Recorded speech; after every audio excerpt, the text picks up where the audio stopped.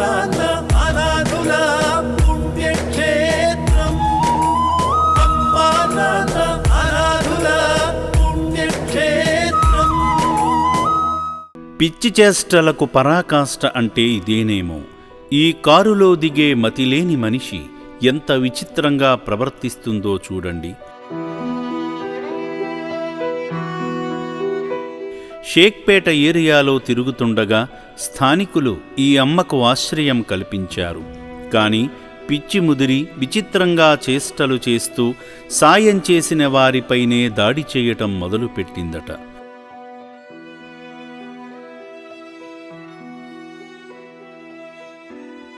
బిడ్డలు లేని కారణంగా భర్త వదిలేశాడు. 10 సంవత్సరాలు ఒంటరిగా బ్రతుకుతూ జీవితంలో లేనిపోని కష్టాలను కొని తెచ్చుకుంది. కన్నవారు ఉన్నా వారిని ఆశ్రయించలేదు.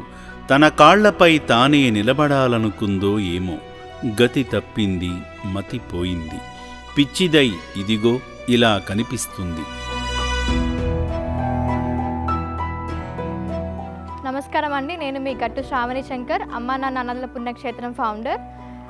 ఈరోజు ఈ అనాథ మహిళ రోడ్డు పైన అలా తిరుగుతుంది, మెంటల్గా డిస్టర్బ్ అయి ఉంది. తనను షేక్పేట్ ఏరియాలో ఓమ్నిదేవి గారు చూశారు. తన పరిస్థితి ఇలా చూసి తను కొంచెం బాధపడి ఇలాంటి వాళ్ళని ఈ బిల్డింగ్లో అయితే సేఫ్గా ఉంటారు అని చెప్పేసి ఈ అమ్మా నాన్న అనాథల పుణ్యక్షేత్రానికి తీసుకొచ్చారు. ఎలాగైనా తన బాధను ఆలకించిన శివయ్య తన పుణ్యస్థలానికి రప్పించుకున్నాడు. ఎందరో దీనులను కాపాడిన శ్రీ పుణ్యలింగేశ్వర స్వామి ఈ తల్లిని కాపాడలేడా? కాపాడాడు.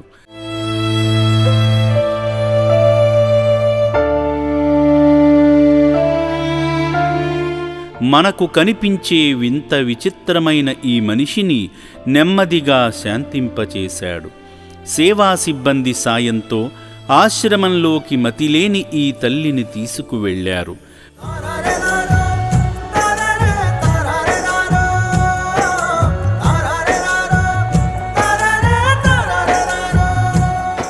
లోపల గానా కచేరీ పెట్టింది. ఒకప్పుడు పాటలు పాడే వ్యక్తో లేక డ్రామా కళాకారిణియో తెలియదుగాని తన కళను మాత్రం ప్రదర్శిస్తుంది.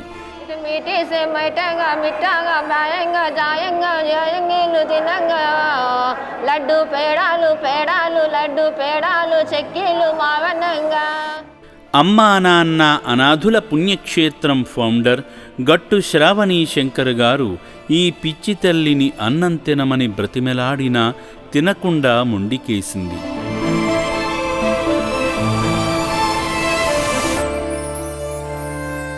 పంపించమని అడుగుతుంది.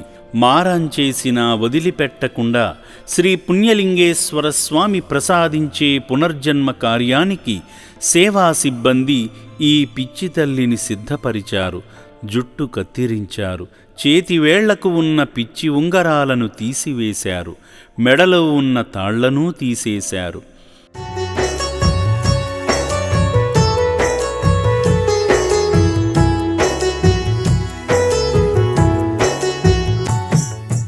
పుణ్యదాతలు దానం చేసిన వస్త్రాలను ధరింపజేసి శ్రీ పుణ్యలింగేశ్వర స్వామి చెంతకు నడిపించారు. అర్చకులు శివనామాన్ని నుదుటిన అద్దారు. స్వామివారికి ఎంత ప్రశాంతతతో జలాభిషేకం చేస్తుందో మీరే చూడండి. ఈశ్వర స్వామినే నమః.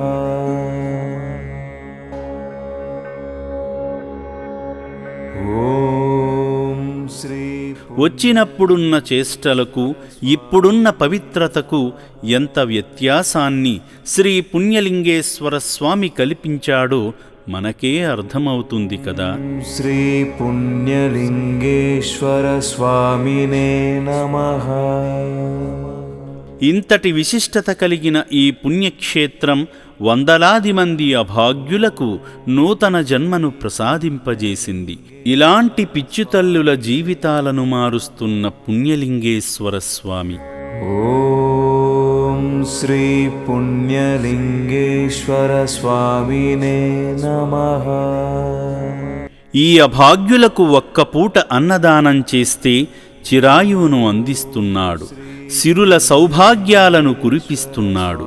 మహాదాతలారా, కదలి వచ్చి శ్రీ పుణ్యలింగేశ్వర స్వామి వారిని దర్శించి వీరికై ఒక్క ముద్ద పెట్టే భాగ్యంగా అన్నదానం చేసి పుణ్యదానాన్ని పొందండి.